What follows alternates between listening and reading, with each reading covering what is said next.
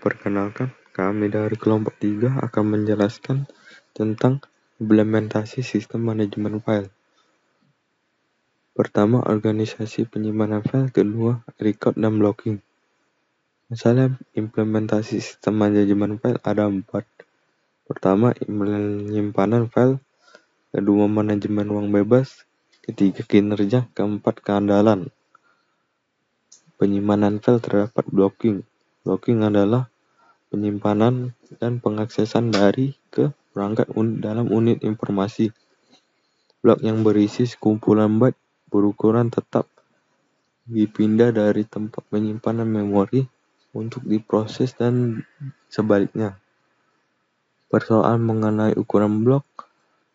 Pertama, jika ukuran blok memiliki kesamaan pada perangkat, maka dapat menyebabkan ruang pemborosan soal ruang penyimpanan.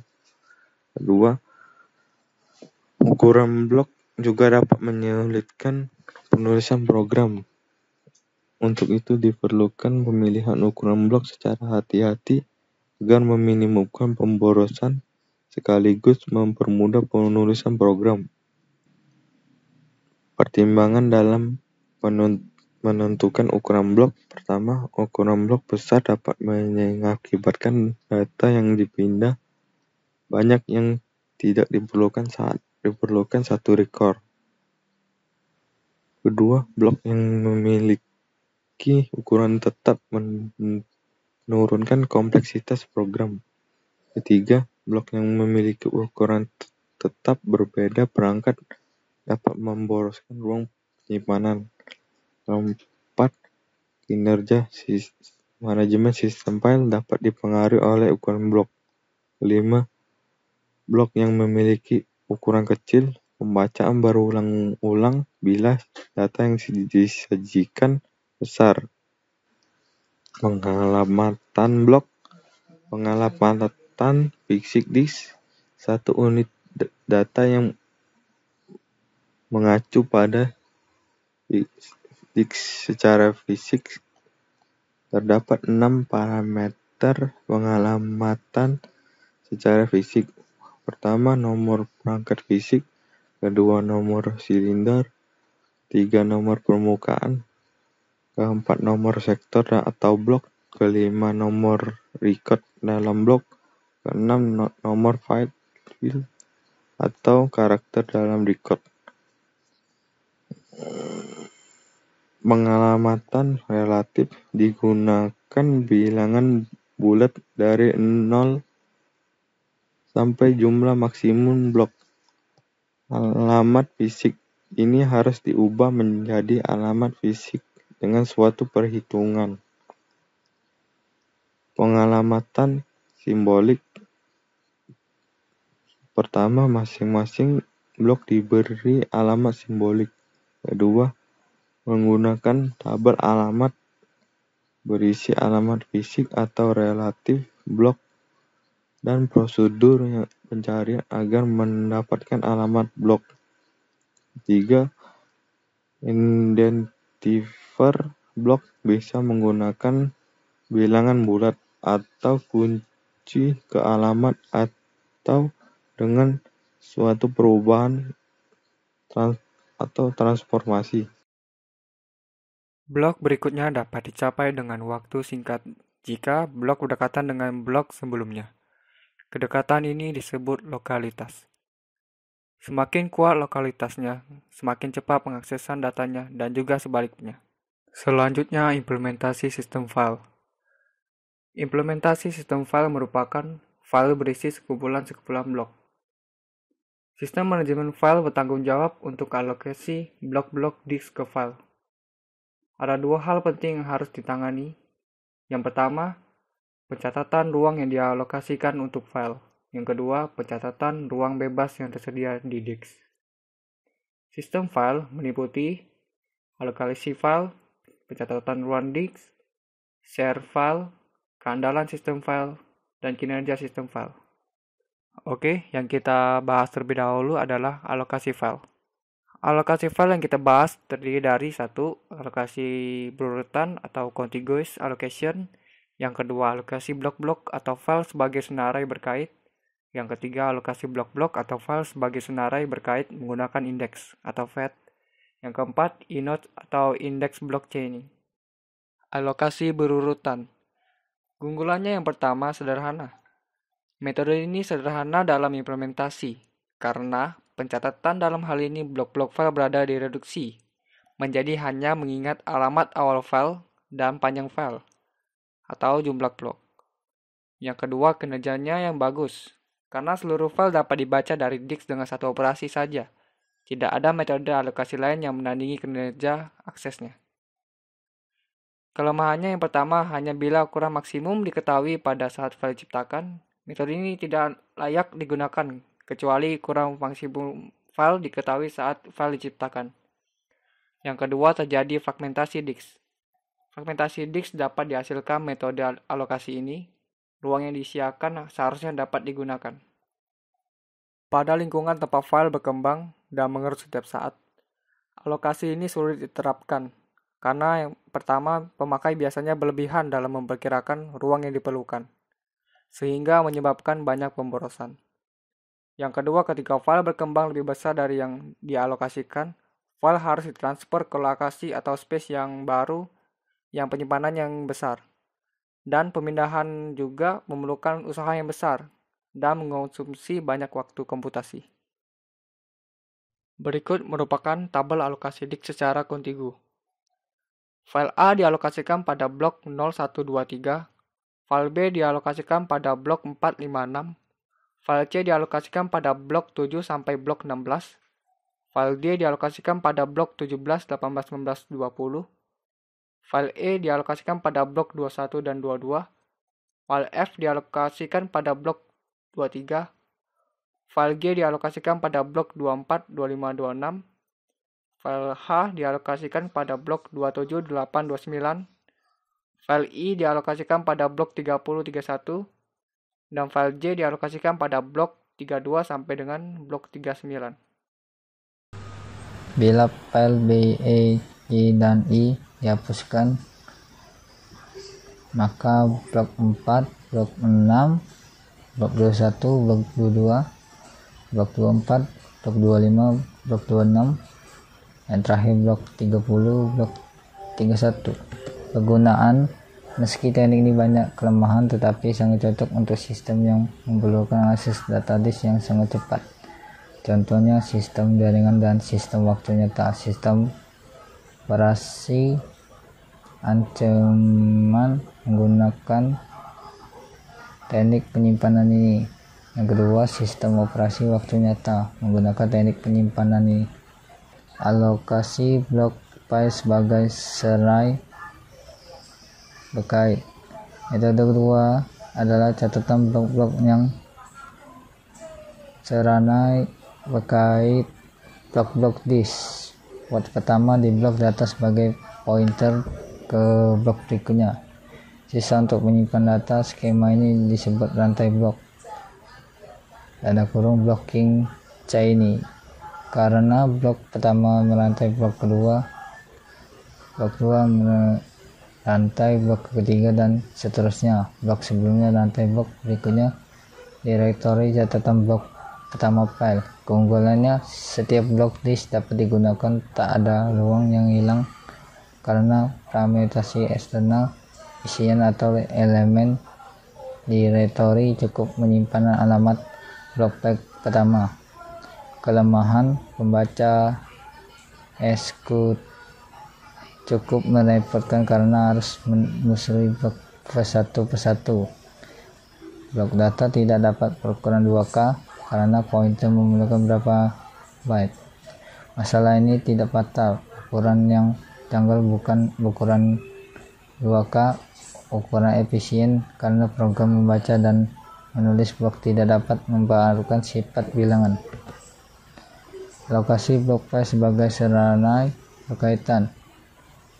Direktori pemakaian dari tabel tersebut, nama file A, B, C, D, lokasi blok pertama, bagian C, data, dan seterusnya. Alokasi blok file sebagai sarana berkaitan gunakan indeks. Kelemahan alokasi sarana berkaitan dieliminasi dengan menghilangkan pointer di blok dan meletakkan sebagai tabel sendiri di memori. Seluruh blok tersedia untuk data. Skema ini disebut block oriented file mapping. Tabel yang mencatatkan nama blok data disebut path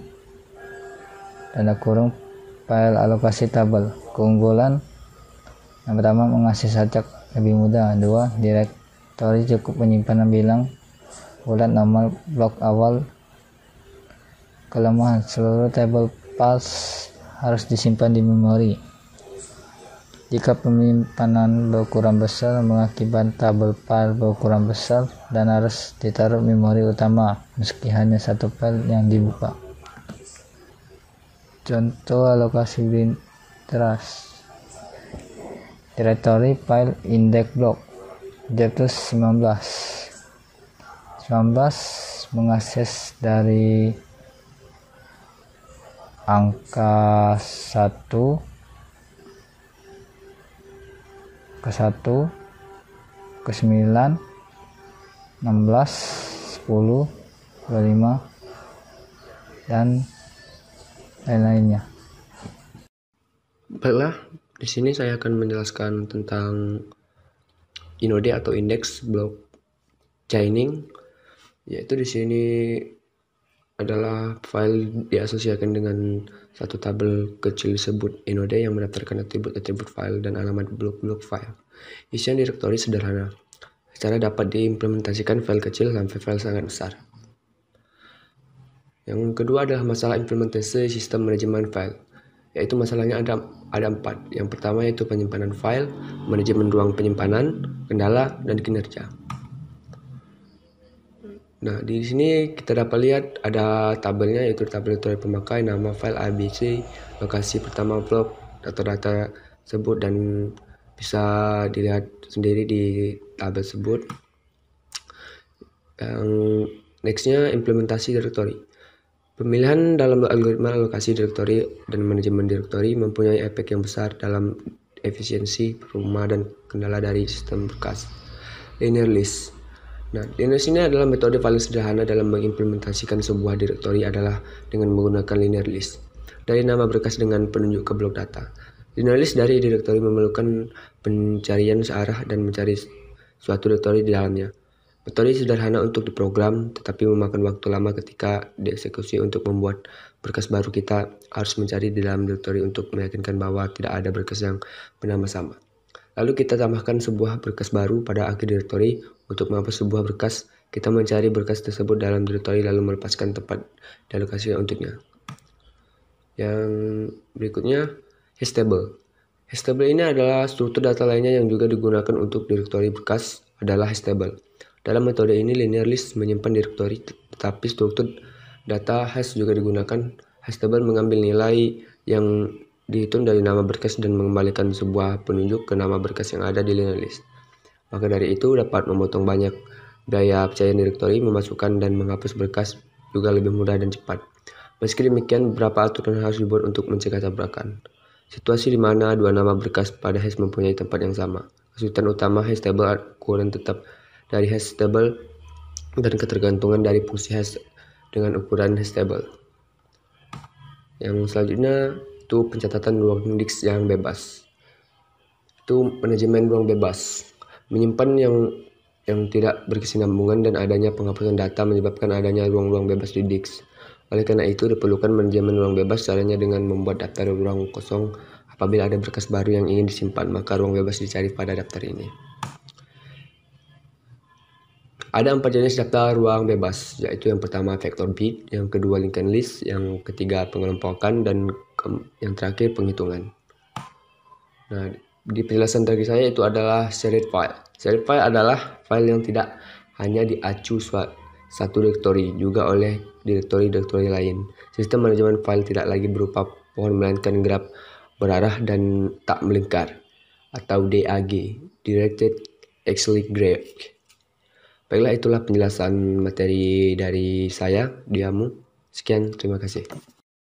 Implementasi shared file. Terdapat 3 teknik untuk mengimplementasikan shared file, yaitu yang pertama, shared file dengan pengkopian. File yang dipakai bersama dikopi ke masing-masing direktori pemakai.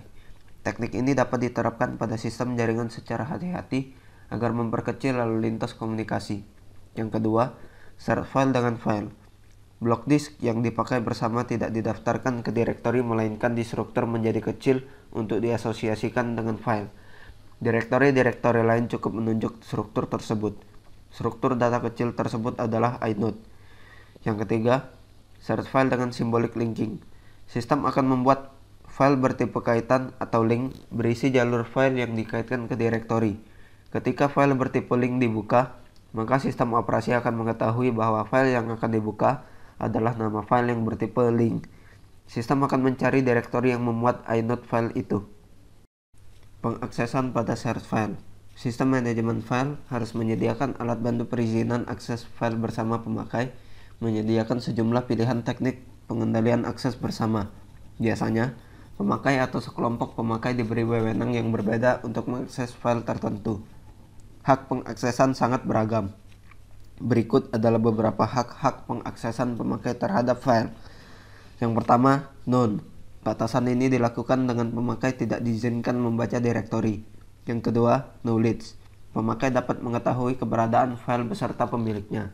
Bila perlu, pemakai dapat meminta peningkatan hak akses file dengan mengirim pesan ke pemilik file dan pemilik memiliki kuasa penuh untuk memberikan akses atau tidak. Yang ketiga, execution. Pemakai dapat memuatkan file dengan mengeksekusi program tapi tidak dapat mengkopinya. Yang keempat, reading. Pemakai hanya dapat membaca file tertentu dan di beberapa sistem dapat memaksakan pembedaan antara sekadar melihat dan mengkopi. Pada aktivitas pertama, isi file dapat ditampilkan ke pemakai tapi pemakai tidak mempunyai cara untuk mengkopinya. Yang kelima, appending. Pemakai hanya dapat menambahkan data ke file tanpa mengubah isi dari file tersebut. Yang keenam, updating. Pemakai dapat memodifikasi file termasuk menambahkan atau menghapus data pada file. Update juga termasuk menulis ulang file secara penuh atau hanya sebagian. Beberapa sistem membedakan menjadi derajat-derajat update secara berbeda. Yang ketujuh, changing protection. Biasanya hak akses ini dipegang oleh pemilik file untuk tujuan mencegah penyalahgunaan file. Pemilik dapat memspesifikasikan hak mana yang dapat diubah oleh penerima wewenang. Yang kedelapan, deletion. Pemakai mendapatkan hak untuk menghapus file dari sistem file. Kehandalan sistem manajemen file. Kerusakan data bisa lebih banyak menguras biaya daripada kerusakan perangkat keras karena data penting apabila tidak memiliki salinannya tidak dapat diganti. Kemungkinan ini bisa terjadi apabila manajemen blok buruk. Manajemen blok buruk biasanya diakibatkan perangkat keras terutama hard disk. Karena setiap hard disk memiliki blok-blok yang buruk, yang mempunyai cacat sehingga tak sempurna dalam menyimpan data. Untuk mengurangi resiko tersebut, ada dua cara untuk mengatasinya, yaitu secara perangkat keras atau mencatat blok buruk untuk menyatakan blok pengganti pada track yang disediakan untuk pengganti. Maka semua permintaan ke blok buruk akan diarahkan menggunakan blok pengganti. Yang kedua yaitu secara perangkat lunak atau membuat catatan ke semua blok buruk. Menyingkirkan setiap blok buruk dari daftar blok bebas, maka blok yang buruk tersebut tidak akan pernah dipakai untuk menyimpan data. Selama blok buruk tersebut tidak terusik, maka tak akan muncul masalah. Cara menanggulangi kerusakan disk saat operasi dilakukan ada dua cara, yaitu yang pertama dengan cara backup, yaitu teknik yang biasa digunakan untuk membackup data secara periodik. Backup membuat kopian file secara teratur dan meletakkan kopian di tempat aman. Ada dua cara dalam melakukan teknik backup, yaitu dengan cara yang pertama floppy disk. Cara ini dilakukan karena kapasitasnya masih kecil sehingga pengkopian dapat dilakukan secara cepat, aman, dan menyeluruh. Yang kedua dengan small hard disk. Cara ini dilakukan apabila data yang di backup lebih besar daripada kapasitas floppy disk. Yang ketiga dengan big hard disk. Cara ini dilakukan menggunakan metode backup bersilangan dengan dua disk masing-masing dibagi menjadi dua partisi. Partisi pertama disk A adalah data sedangkan partisi kedua adalah backup untuk data disk B. Sedangkan untuk disk B, partisi pertama adalah data disk B dan partisi kedua untuk backup data disk A. Supaya tidak terjadi pengkopian berulang-ulang file yang tidak dimodifikasi pada disk berukuran besar, maka dilakukan incremental dump. Ini adalah dump file-file yang berubah sejak terakhir kali di dump dan terdapat daftar file yang harus di backup di disk. Yang kedua, transaction log. Setiap transaksi segera dicatat dan setiap catatan akan menghasilkan transaction log. Setiap transaksi di backup. Teknik ini lebih mudah dilakukan di sistem interaktif karena aktivitas manusia relatif lebih lambat dibanding pencatatan transaksi sehingga mempengaruhi waktu tanggap. Bila terjadi kesalahan, maka pemulihan memanfaatkan backup terakhir dan transaksi log. Pemulihan dilakukan dengan cara sistem menjalankan setiap transaksi di transaction log terhadap backup terakhir dan seterusnya sampai transaksi terakhir dicatat. Kehilangan data dikurangi, yaitu hanya satu transaksi terakhir yang tidak tercatat yang hilang. Selanjutnya, konsistensi sistem manajemen file. Masalah penting yang lain adalah konsistensi atau integritas.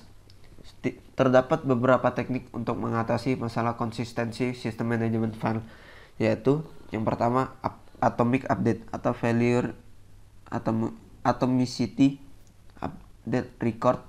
Blok dan file terjadi lengkap atau tidak sama sekali atau meninggalkan sistem pada keadaan semula. Yang kedua, stable storage. Menulis di drive 1 apabila tidak baik maka ditulis ke drive 2 dan diverifikasi untuk menangani bad sector. Jika baik maka diulangi penulisannya. Yang ketiga, multi-version file. Membuat file baru pada saat pengaksesan. Saya akan melanjutkan materinya, yaitu kinerja sistem manajemen pada file. Sasaran utama peningkatan sistem manajemen pada file adalah mereduks jumlah akses ke disk. Cara-cara yang dapat digunakan adalah buffer change, yaitu mengakses data dari ke disk dibanding mengakses dari ke memori utama atau RAM lebih lambat 100.000 kali. Karena itu harus diusahakan mereduksi jumlah pengaksesan ke disk. Teknik untuk mereduksi adalah block change atau buffer change atau change. Change adalah kumpulan blok yang secara logik dipunyai disk tetapi tersimpan di memori utama. Cara kerja change ada dua, yaitu satu, selalu memeriksa semua permintaan baca untuk menentukan apakah blok yang diperlukan telah berada di change. Kedua, jika blok tersebut telah berada di change, maka permintaan baca dapat dipenuhi dari change tanpa pengaksesan disk. Penempatan data, yaitu penempatan data diusahakan sehingga memperkecil jumlah seek times dan rotasi. Interleave digunakan untuk memperkecil rotasi. Pada sistem dengan inode terdapat bottleneck disebabkan dua pengaksesan, yaitu pengaksesan inode dan pengaksesan blok-blok data. Selanjutnya, sistem akses file. Pertama, record dan blocking. Pada sistem akses, maka record adalah unit terkecil penyimpanan data di level logik atau file. Panjang record dapat tetap atau bervariasi. Ada 3 metode untuk penandaan, yaitu untuk penandaan awal dan akhir record berukuran variasi, yaitu end of record mark, indikator panjang, tabel posisi record. Record harus ditempatkan di blok. Satu blok dapat terdiri dari record atau lebih. Penempatan record ke blok disebut blocking. Blocking factor atau BVL adalah parameter yang menunjukkan jumlah record yang diharapkan atau maksimum ditampung di satu blok. Yang kedua, penempatan record pada blok. Kombinasi penempatan record pada blok dapat berupa fixed blocking dan variable rate spanned blocking. Keuntungannya adalah fleksibel bagi pemakai.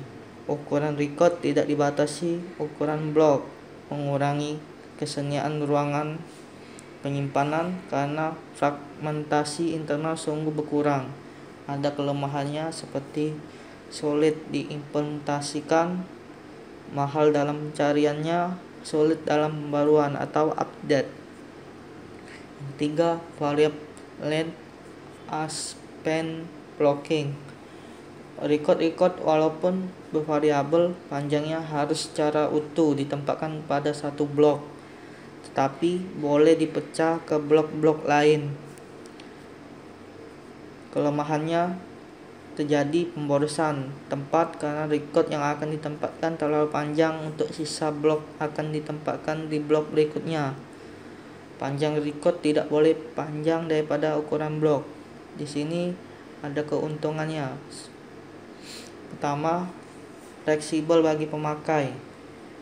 Yang kedua, ukuran record tidak dibatasi untuk ukuran blok. Yang ketiga, mengurangi ruang penyimpan tidak berguna karena fragmentasi intel sungguh berkurang. Kelemahannya, pertama, sulit diimplementasikan. Kedua, mahal dalam pencariannya. Yang tiga, sulit dalam pembaruan atau update. Selanjutnya, operasi di sistem akses file. Sistem akses harus mampu menyediakan operasi berikut terhadap organisasi akses yang dipilih. Pertama, pencarian suatu record tertentu bergerak ke record berikutnya. Yang kedua, memperbarui record berupa penghapusan record atau modifikasi suatu record.